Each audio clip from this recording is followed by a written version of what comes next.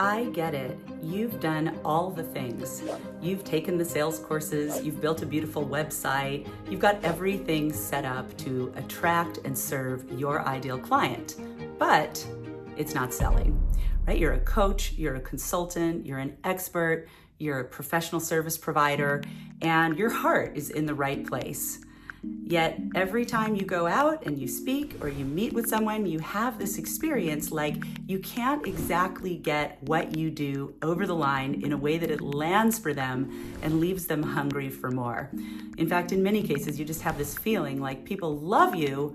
Why aren't they buying from you? My name is Lisa Sasevich. I've been teaching people how to sell their services for over 15 years and have done $50 million of sales myself at home while raising 2 toddlers. And there's 5 things I see, mistakes that people are making that are super easy to fix. And if you do, you will see an immediate transformation with your sales. You see, it's not that you have a sales problem. It's actually an offer problem. I'm gonna walk you through the 5 invisible roadblocks that are keeping you from the level of service, the impact, and the abundance that you may be ready for now. The first thing might be the name of your offer. So whether it's a coaching package, maybe it's a med spa package, maybe you help people with professional services, you're a lawyer, you're a doctor, you're an expert of some sort. You've named your packages something that you love, it's important and hooky to you, but it's not really speaking in the language of your ideal client. I'll give you a great example from my own campus. One of our best-selling courses is called Nail Your Offer. So when I tell people that I have a course called Nail Your Offer, they don't have to ask me what that's about. They're pretty much like, I need that. And that's what you want. You want outcome-laden words, and you also want words that are the same words that your ideal client would use if they were talking to a friend. Another example from my own campus, we have a very, very well-known course. It's 15,000 students all over the world have enjoyed the course called Speak to Sell Bootcamp. So who's that for? It's for people that want to speak and sell. So whether they want to sell to a qualified appointment or they want to sell their package directly, people who use speaking as a way to get business recognize that this is something they need. So number 1, check the title, check the way that you're describing what you do. And my biggest tip is to use what I call pillow talk. So, if someone would roll over sleepy in the morning and they wouldn't say, for example, I need to reduce my mortgage rate and get a better APR, whatever we would say in marketing speak, they would say, honey, we need to find a way to save the house. And so you would want to have a save the house package so that it spoke right to the people who need you. So that's the first thing, check that, and let's go on to number 2. The second, and one of the biggest mistakes I see people making when they're offering their own services, is that we tend to focus more on the delivery of what we're going to offer than the outcome or transformation that the client is going to experience. I'll give you an example. So in many cases, we are going to be meeting with someone, let's say you're a coach or an expert or you provide a service that's multiple sessions. What happens is when we start getting into the sales side of the conversation, we'll say, there's going to be 10 sessions and there's 60 minutes each. And before each session, I'm going to give you an audio to listen to and a couple of worksheets. And so we start stacking on a lot of deliverables, thinking that that is going to help justify the value of our offer. Instead, what I want you to try is really to take all that energy and focus your words or your copy, if this is in writing, on the outcome or the transformation that you provide. So instead of describing how many sessions and the worksheets and the audios and all the things, instead, let's talk about how, I'll give you again my own example. In my Monetize Your Mission mentorship, we are going to be looking every week at what you have coming up so that you can see how to make sure that you're reverse engineering that to lead to your offer. It's designed to help you enjoy $3,000 to $30,000 of sales boost every month. And you get, my private coaching twice a month to do that. So if you look at the example I just gave you, in that example, I talked about the outcome or the transformation 80% of the time, and then 10 or 20% of the time, how I was gonna deliver it. I mentioned that it was 2 Zoom calls a month, right? 2 coaching calls a month. Instead of the reverse, I'll give you an example of what it might sound like if we're not paying attention to this. Please come and join me in my Monetize Your Mission mentorship. It's really amazing. We have 2 90-minute calls on the first and third Thursday of every month, Pacific time, noon. There's great people on the call, really experienced. You get a tool each month, a good sales tool, and I would say you'd have about 25 minutes of audio to listen to and 1 or 2 worksheets to go along with the tool. So that would be 80% of really talking about the delivery. And then I might 20% say, I think it would really help you grow your business. You're perfect for it. And really other people that are in it are seeing increases of $3,000 to $30,000 a month just from their first few calls. So that's my recommendation, is switch the ratio of how much you focus on the delivery of what you do versus how much you focus on the transformation of what you do. Most people, without paying attention to this, are doing 80% talking about the delivery and 20% talking about the transformation. What I want you to try is the next time you're in the face of your ideal client, be it one-on-one or on video or even in writing, is to put 80% of your energy, your words, onto the outcome or transformation that the client will get, and 20% about how you're going to deliver it. Okay, the third reason your offer is likely not selling, and this is a big one, is because you're not making your offer. Now, hear me out. So many of us have bought into this idea that we need to nurture clients for a long time, whether it's taking them out to 5 lunches and getting to know them, or if you're working digitally, sending them lots of content and lots of email. Maybe you're just spending tons of time posting on social and providing value. All of that is good, no criticism there, and I really commend your efforts. It's just that sometimes we get into nurturing too long, either because we're a little uncomfortable or afraid to make our offer, or something we were told and we bought it. Here's the problem with that. When someone finds you and is paying attention, it's because they need what you have. If you're in the relationship space helping people there, maybe they've got some problems and challenges. And sure, it's great to give them some content that they can immediately apply to see that you've got the chops to help them. But if you wait too long, you nurture too long before giving them an invitation to speak with you, to enroll for a coaching, a digital course, a seminar, a workshop, an event, whatever it is that you do, how you deliver your work, to come in for a session. If you wait too long, what happens is that your content is really educating the world, but someone else who's making their offer and using what I call the nail your offer tips that I'm presenting here, they're getting the business. And this is really heartbreaking because we see a lot of you that are 20, 30-year experts in your field. You've forgotten more than the new guy knows, right? But he's getting the business or she's getting the business. You've had your real estate license 20 years. They've been on the scene 6 months. You're educating the world and they're making their offer.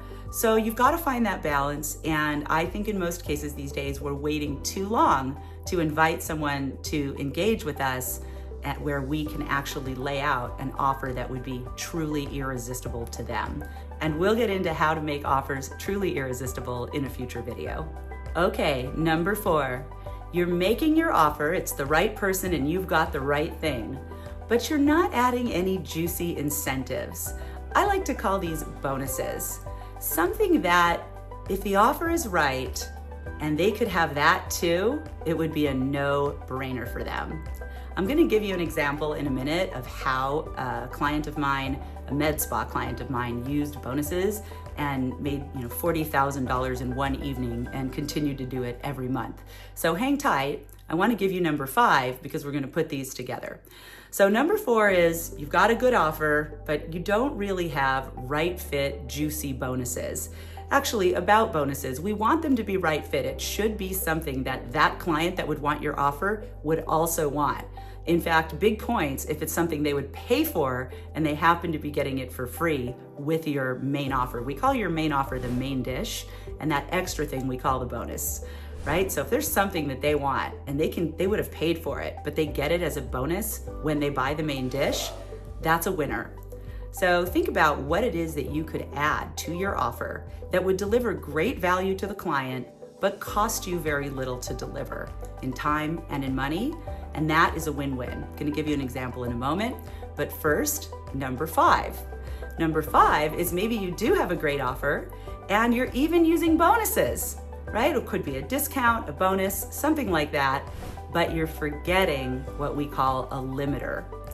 This is heartbreaking as well because you have a great offer, you have a bonus that your ideal client would love to have, but without a limiter, meaning they need to take advantage of the offer right on the call with you, or during that webinar, or while they're at the event, or another limiter is quantity. The first 6, they need to be one of the first 6 people, right? When you have a limiter and a bonus, that is really what creates an offer to be irresistible and to inspire an on-the-spot sale instead of somebody thinking about it.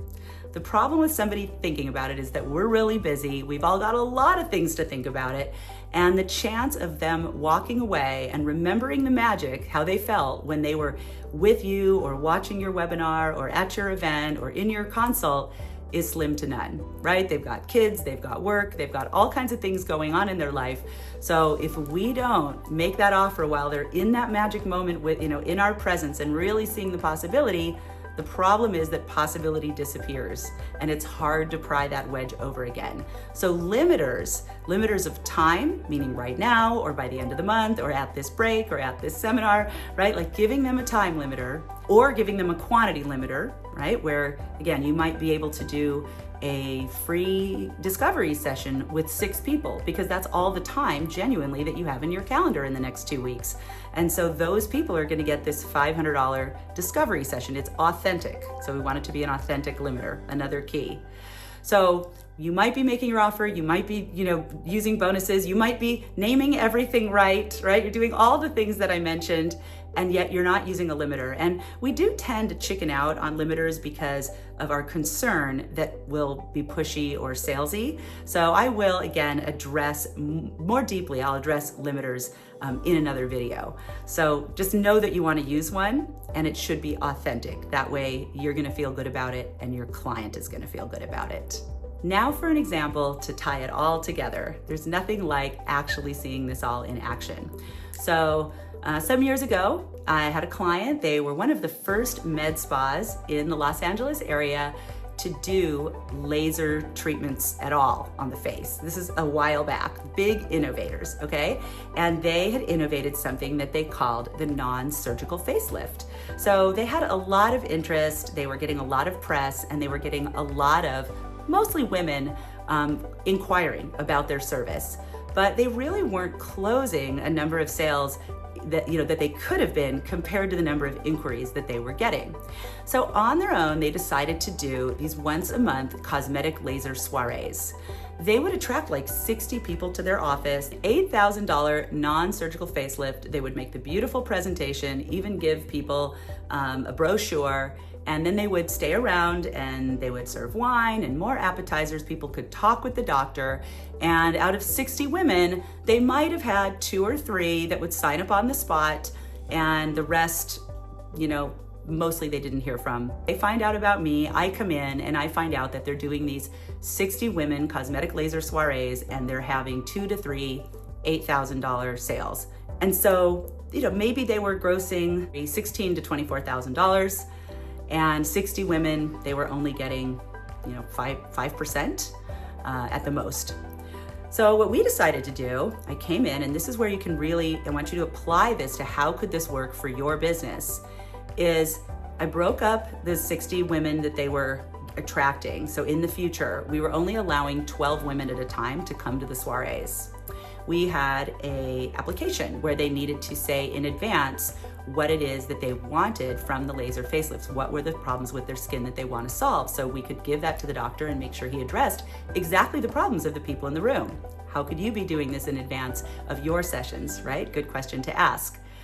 So we wouldn't give them the address and their, ticket to attend until they returned the survey. So that was another thing we were doing, was making sure they were really committed. If they weren't interacting with us, we really didn't want, people in the room that weren't serious about this. Here's the important part about the irresistible offer. After the doctor did the education, which was custom to them because we had their survey, they'd shown us they were interested by returning the survey, so we knew we had, a very committed group. He would make a special offer that night, so that's the limiter. If you put your deposit tonight, they would get the $8,000 cosmetic laser facelift, plus they could choose from underarm hair removal with a laser, 5 sessions, or bikini hair removal with a laser, 5 sessions. Now, here's what's magical about that. That was about a $2,000 value bonus that they were gonna get with the $8,000 laser facelift.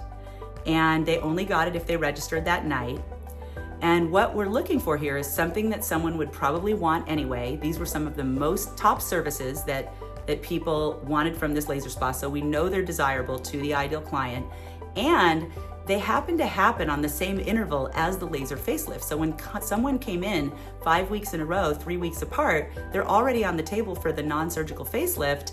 It's very easy to take the laser and do their underarm or bikini area. It costs almost no extra time from the laser or for the doctor to add that on. And this is what I mean by what can you add as a bonus that is a big value to the client, but costs you very little time, money, inconvenience to deliver. Well, they ended up, out of the 12 people, on average, having 5 or 6 women do the $8,000 package. So they were averaging $40,000 each session.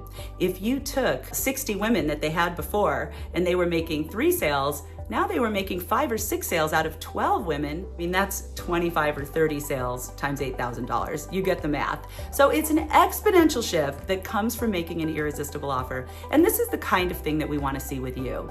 The bottom line here is that all of these things have structure behind them. They all fall in the realm of making an irresistible offer. The kind of offer that invites pursuit instead of creating pressure. And if you want to see the exact 7-step framework I use to build these offers, you can download my Irresistible Offer Blueprint by scanning the QR code. It's the same guide thousands have used to craft offers that sell without being salesy. And hey, if you're getting value here, subscribe so you don't miss what's coming next. We have a lot of content planned for you that you won't want to miss.